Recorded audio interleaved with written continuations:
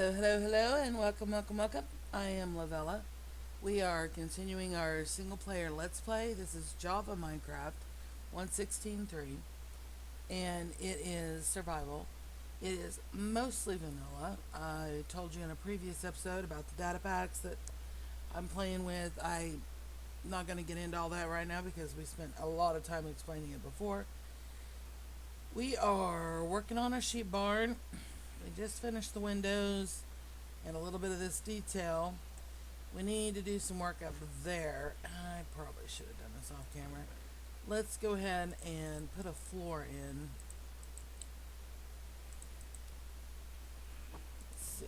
I'm gonna need quite a bit. There's some already made.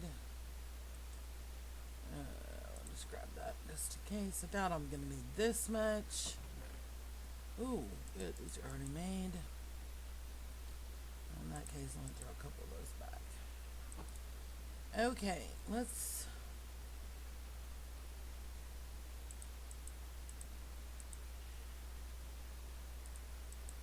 go ahead and get some more of these made. Alrighty then, and we need Doit. I need the Doit. Right. Let's just make ourselves some stairs here. It's up here.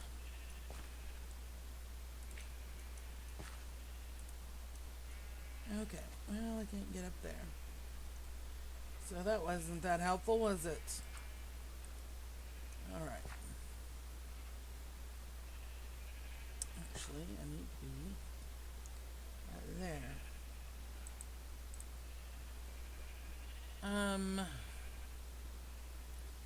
Yeah, we'll go ahead and use.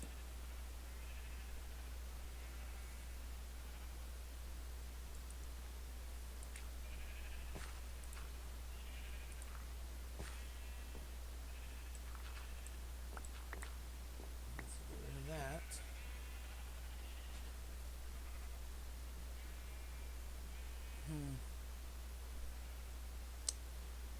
Let's actually take that down one.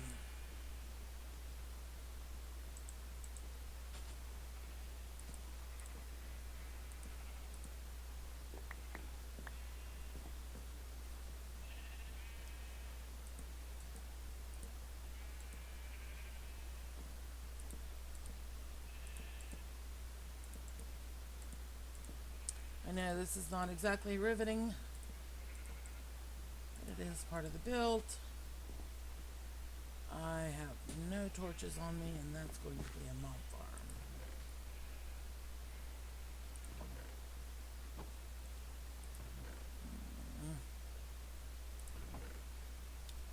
Oh my goodness, how do I not have any torches on me? I usually have so many torches I have to throw them back to make room in my inventory. Well, when I'm caving anyway.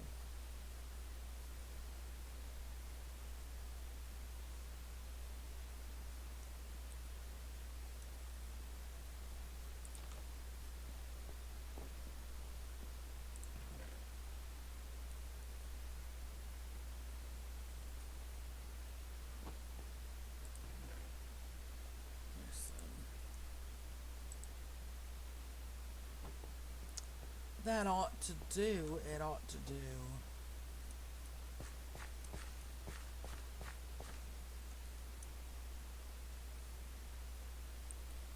We have so much to do. I really need to stop starting projects and get some finished.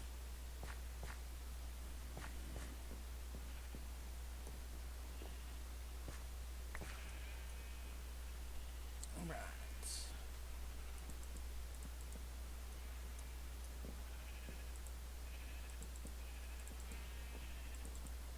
Yeah, it's gonna get dark up here real quick. Real quick and in a hurry. Yes it is. Yes it is. Oh my gosh, I've had an awesome couple of days at work. It really is, um, you know, like I've told you before, I'm not exactly young. I'm about to be 54, and I have my first job. I got my first job when I was 15, and I worked for Six Flags over Texas. It was not a great job. It was a very frustrating job, but it was a job. And there are jobs that you take and you do it simply because you need the money. You have bills to pay, you have kids to feed, uh, maybe you're still young enough that, you're at home with your parents, but you need your own gas money, or maybe you're saving up to buy a car, whatever. You need money, so you go to work. That's how the world is. Well, I've had jobs where that was the only reason. Yeah, these are lower slabs. Okay. I wasn't going to do lower slabs, but I guess we are.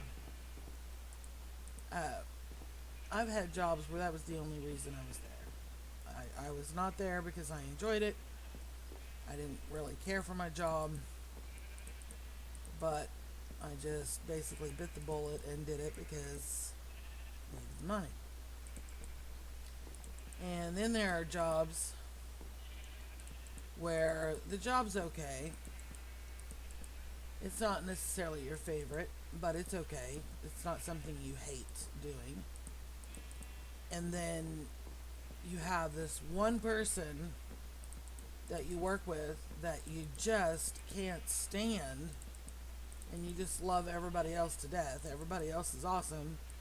There's a lot of times there's that one person, and you're just like, if this one person didn't work here, it would make my experience so much better.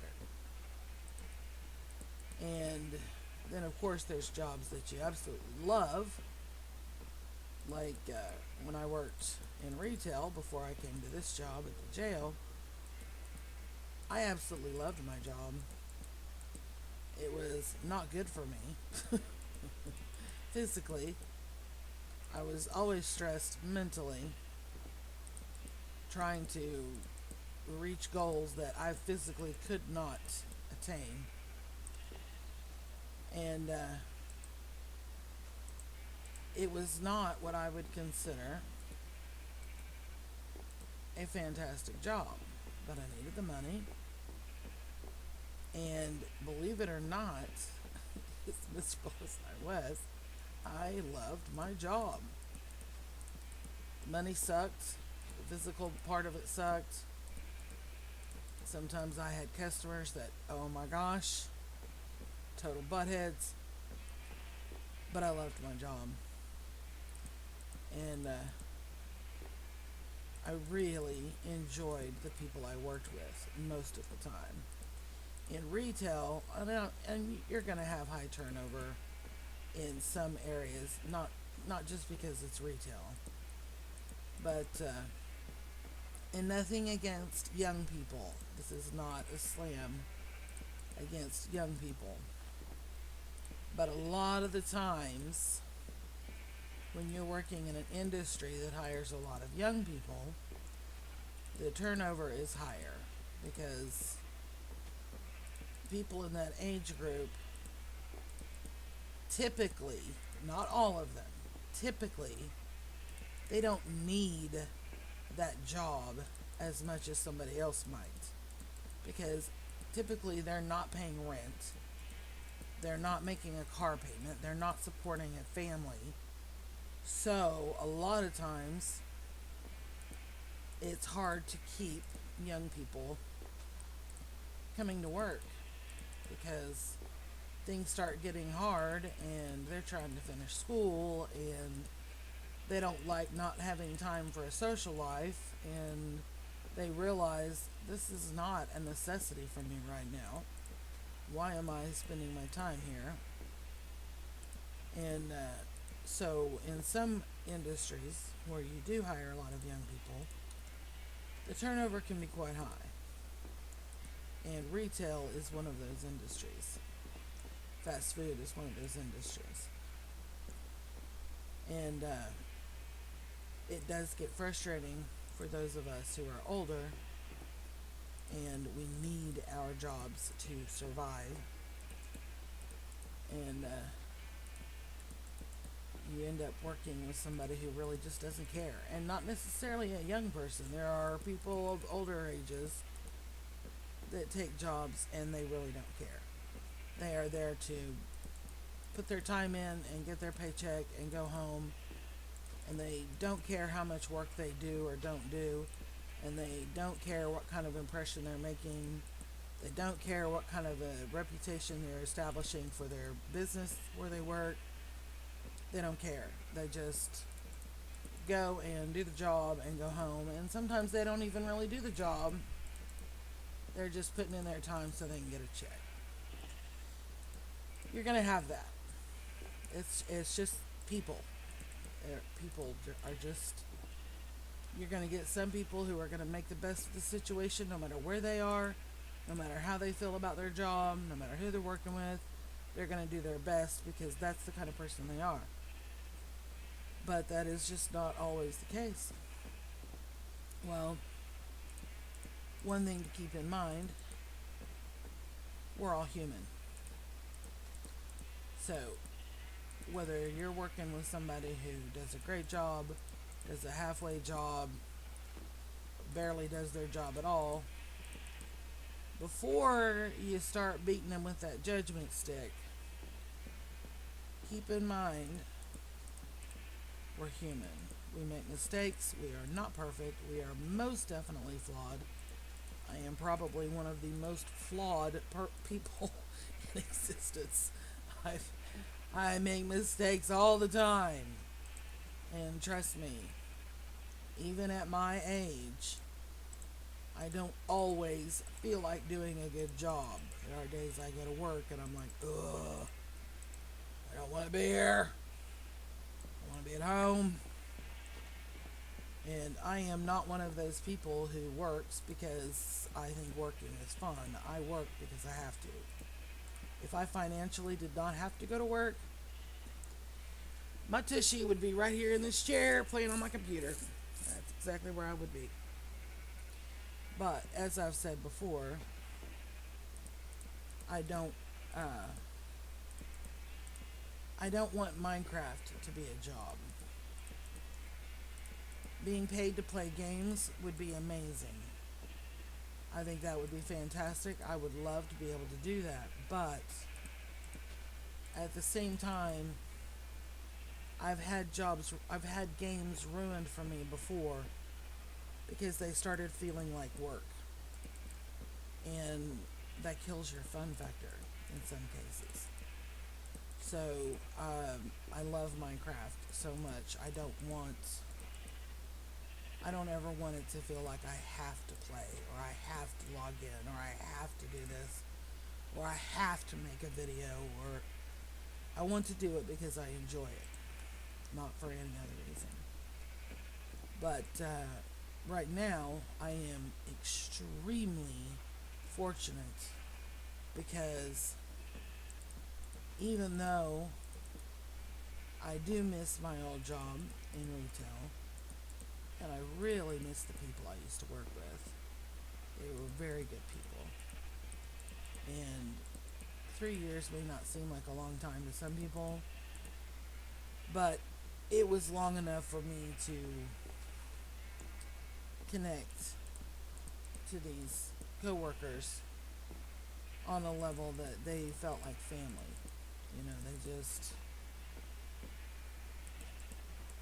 Yeah, it makes me sad that I can't see him all the time. I really miss him a lot, and I'm trying not to get choked up over here, but right now, the job where I am, I really enjoy it. Now, I don't love my job the way I loved the retail job, but I absolutely love the people I work with. They are amazing.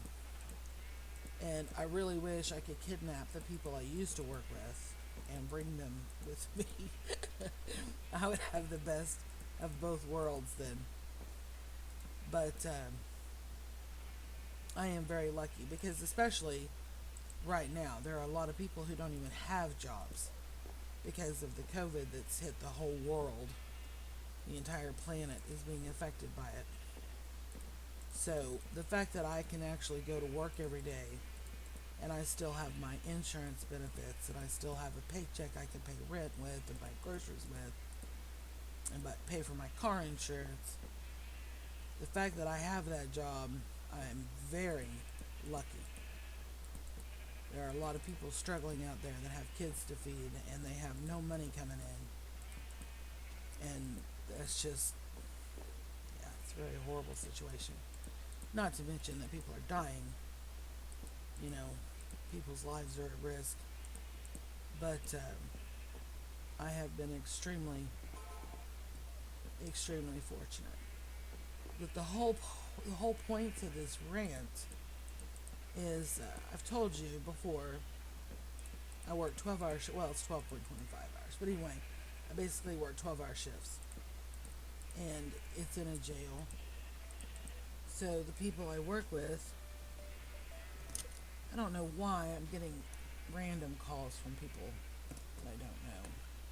I think my phone number got sold to somebody. Anyway, and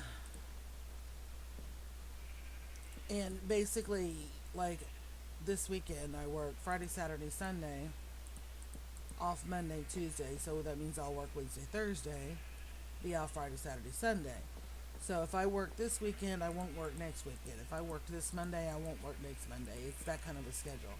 It's 3 on, 2 off, 2 on, 3 off for 12 hours a pop. And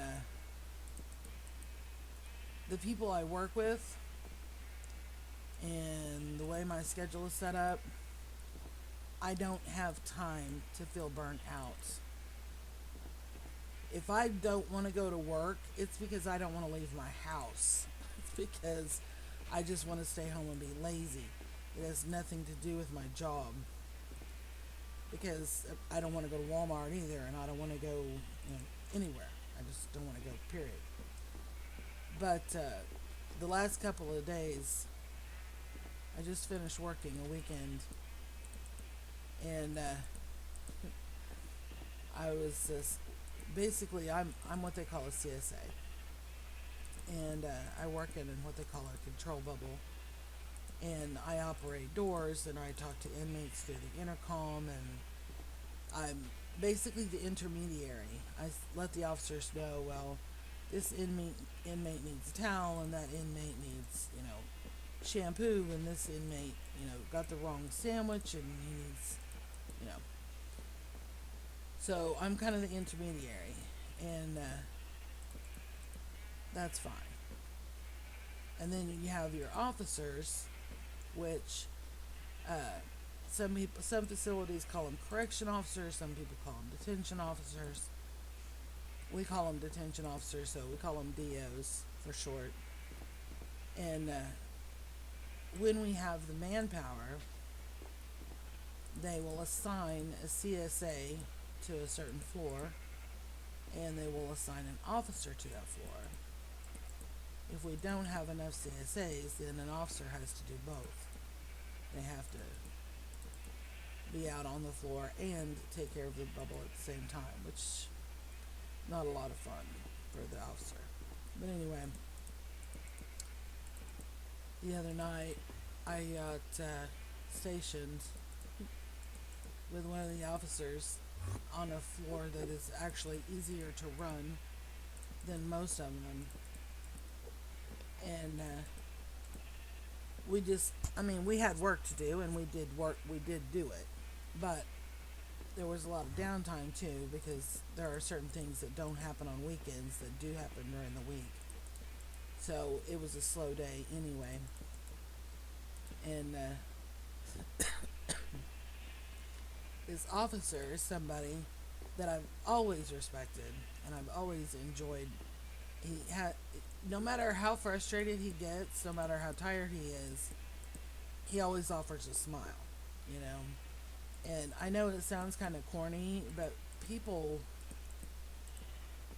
the power of a smile is highly contagious, and it is very effective. And you don't, not, I'm not talking about a creepy stalker smile where you're like, "Ugh, I'm watching you," and you're grinning it. I'm not talking about that kind of stuff. I'm talking about just a polite smile, just something. It's positive, and it puts positive energy into the atmosphere, and it causes that person to receive that positive energy, and then a lot of times, most of the time, they end up doing the same thing, and it just spreads, and it's awesome. But anyway, I've always enjoyed, this person and working with this person. And we were up there and we got to talking, and I was telling him about a show, that I've been watching on Netflix called Alone. It's a survival show, and it's an actual survival show. It's not like Survivor, where the method of surviving is I'm going to lie to you and stab you in the back first chance I get. It's not that kind of a survival show. It's an actual survival thing where people go out and they have to survive by themselves in the wilderness with very little to work with. And anyway, so we got to talking about that, and come to find out, he is quite skilled at that kind of thing because of his background, his family. His grandfather's Native American, and actually, when he would go stay with his grandfather, he would take him out and teach him these things. And so it was a common ground, and we got to talking about it, and uh, then we got on another subject, like The Hobbit or Lord of the Rings or something, and come to find out he was into that too. And then we got to talking about R.A. Salvatore, who's an author that wrote the Forgotten Realms series about Drizzt Do'Urden. And if you don't know who that is, I am very sorry for you, because it is an amazing, out of this world, fantastic, extraordinary series, and you really need to read it. I'll tell you right now, the first book that teaches you about it's about Dark Elf, and the first book, the first few chapters were very difficult for me to get through. They're extremely detailed and descriptive, and it's all backstory. It's all explanation about the culture and the world, and I was bored to tears reading the first few chapters. But I stuck it out because I promised somebody I would read it, and they told me up front, you have to read the first few chapters, don't skip them. It's a chore, but once you get past that part, you're gold. And sure enough, once I got past that part, I had been sucked into the story and didn't even realize it. But anyway, he and I were talking about, he mentioned something about, people that, characters that are in a situation where maybe the situation isn't good, and they stand up for what's right, kind of against all odds kind of thing. And I was like, do you know who Drizzt Do'Urden is? And he's like, oh, girl. And we started talking about that. And we just had a lot of common ground. We just nerded it up all night. It was awesome. I had so much fun. And I really do enjoy the people I work with. They have a great sense of humor. They're very dedicated to their job. They do a great job. But they also have a sense of humor, and we pick on each other all the time in a fun way, not in a negative way. And it's just. And then last night we had a potluck supper where everybody brought something, some kind of food dish, and to celebrate those of us having October birthdays. There's 3 of us this month, and the food was amazing, and the people were amazing, and yeah, I have just really had an awesome weekend, even though I was at work. You know, typically if you're at work on a weekend, it's like, oh man, I had to work this weekend. But for me, that was not a problem. I work with some amazing people. And even when the inmates are just on my last nerve with their stupidity, there are some inmates that are not that bad, actually. But the officers, my coworkers, they make it all worthwhile and easy to get through. I had this one. She's not typically on our shift. She was helping because we were shorthanded. We're always shorthanded. If people aren't sick or taking vacation, then they've got a gun class where we have a lot of officers out because they have to go requalify. And there's just a lot going on all the time. And so this officer had come over to our shift to help us out. And she was in the bubble with me. And I couldn't get the inmates to cooperate because at a certain time of night, they're supposed to, go back into their cells from the day room. And we have to, shut everything down for the night. And he decided that was the time to start a phone call instead of locking down like he was asked to do. And I told him, I said, okay. Everybody else was locking down, and I gave him a few minutes, and he wouldn't get off the phone. I said, all right, well, you can either lock yourself down or I can turn everything off, And he acted like he didn't hear me, and I know he did because the entire pod heard me.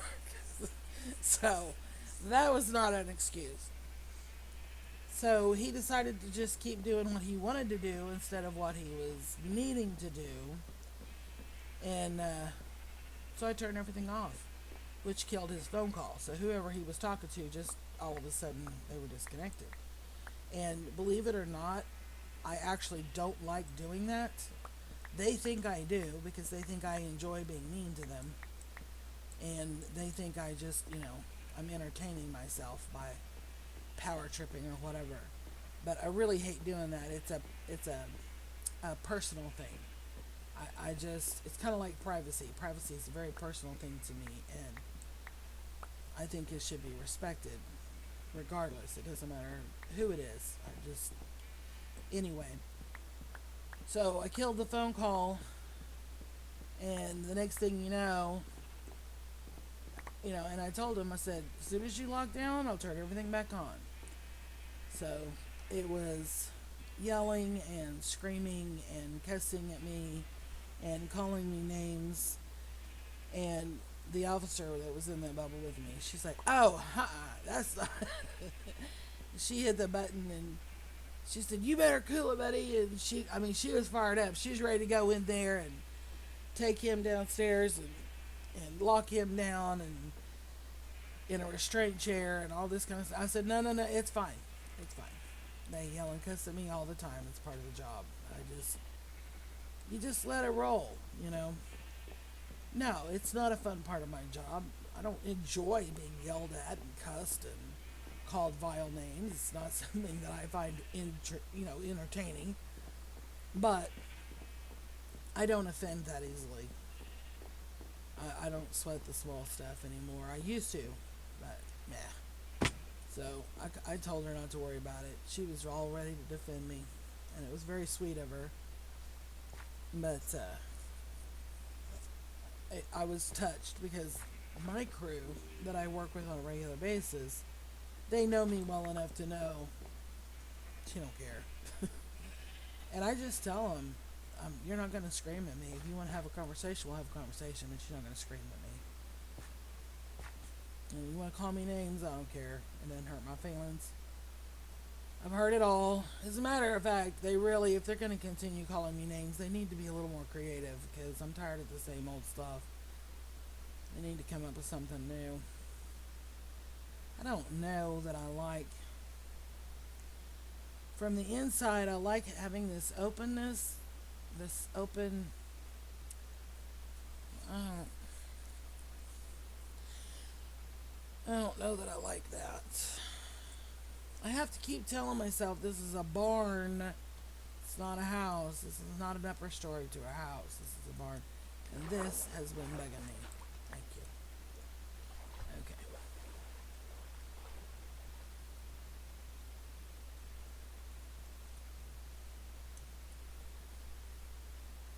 Now, see, for some reason, this part doesn't seem to bother me.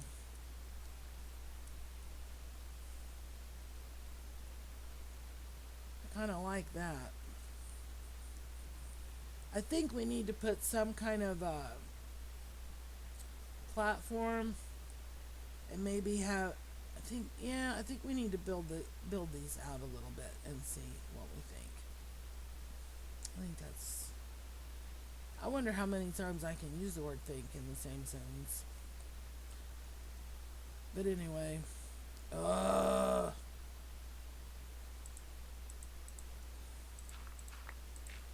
no, no, no, no, no, no, no,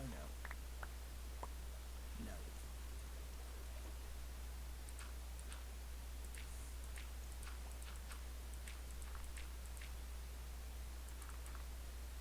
I don't know how that was, but that's close enough. Oh my gosh, look at all this. Okay, I'm not messing with this right now. We'll get it another time. Yeah, all that's gonna have to be filled in anyway. Okay, so as usual, I have run completely past the time because I was too busy. Blah blah blah blah blah. The short thing to that whole drawn out story. The whole point of that was I've had a great time at work this last few days, and I feel very fortunate to be able to say that with all honesty and sincerity. That I truly love the people I'm working with, and I really love the people I work with. I just said the same thing twice. I need to end this episode because I'm just repeating myself. Thank you so very much for taking the time out of your day and sharing it with me by watching my video. I honestly appreciate it very much. Thank you again, and we will see you later.